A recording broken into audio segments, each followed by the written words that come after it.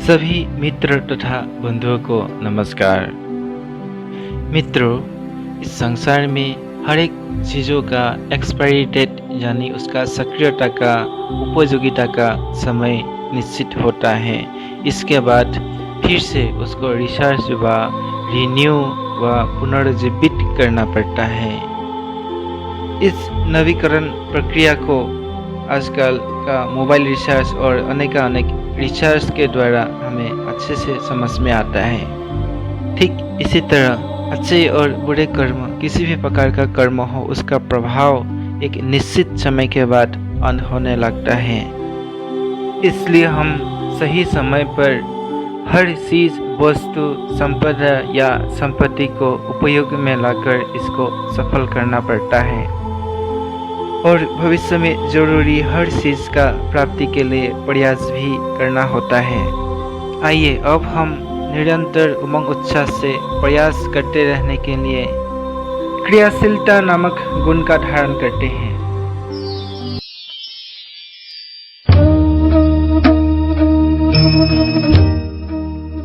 क्रियाशीलता का महत्व। हे जीवन, तेरे कितने रंग, रूप और कितने नाम।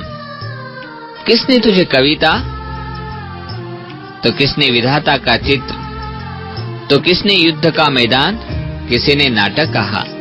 हाँ, सचमुच धरती एक विशाल रंगमंच, मानव एक कलाकार और जीवन एक नाटक ही तो है। इस जीवन नाटक का आधार है कर्म, और कर्म करते रहना ही क्रियाशीलता है। मानव के चेतनता का प्रमाण है क्रियाशीलता, जिसके बिना जीवन की जीवंतता ही नहीं। संसार की गाड़ी खींचने वाला शक्तिशाली गुण है क्रियाशीलता। क्रियाशीलता अर्थात जीवन को गति देने के लिए इंद्रियों से आवश्यक कार्य करते रहना, अकर्मण्यता को त्याग कर कर्तव्य पालन में सचेत हो कर्मठ बने रहना, कर्म के महत्व व महानता को समझ आलस का त्याग करना तथा जीवन को आगे बढ़ाने के लिए कदम उठाना भी क्रियाशीलता ही है। सच तो ये है कि इस महान गुण से ही जिंदगी की बड़े से बड़ी उपलब्धि हासिल होती है। भला बिना कुछ किए मिलता ही क्या है?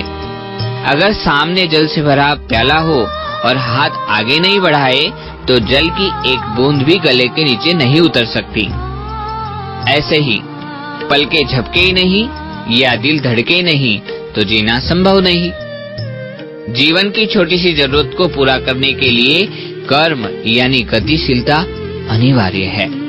चाहे आसमां में ऊंची उड़ान भरना हो या समुद्र के तल से मोती निकालना, किसी भी पुरुषार्थी को क्रियाशीलता का सहारा तो लेना ही पड़ता है। जीवन की गाड़ी विकास के रास्ते तीव्रता से रफ्तार तभी पकड़ेगी जब उसमें क्रियाशीलता रूपी ईंधन भरा होगा। श्रीमद् भगवद गीता में भी कर्म की ही महिमा गाई गई है। कर्म चाहे छोटा हो या बड़ा, लेकिन फल तो अवश्य देता है, और सुख शांति के फल चखने के लिए क्रियाशीलता का दामन तो थामना ही पड़ता है। जैसे दीप में घृत ना हो तो उजियारा कैसे हो, ऐसे ही जीवन में प्रगति का प्रकाश तभी फैलेगा जब उसमें क्रियाशीलता रूपी घृत पड़ा हो। अतः क्रियाशील बने रहिए तथा जीवन का संपूर्ण आनंद लीजिए। ऐसी हमारी आपके लिए हार्दिक शुभकामनाएं हैं।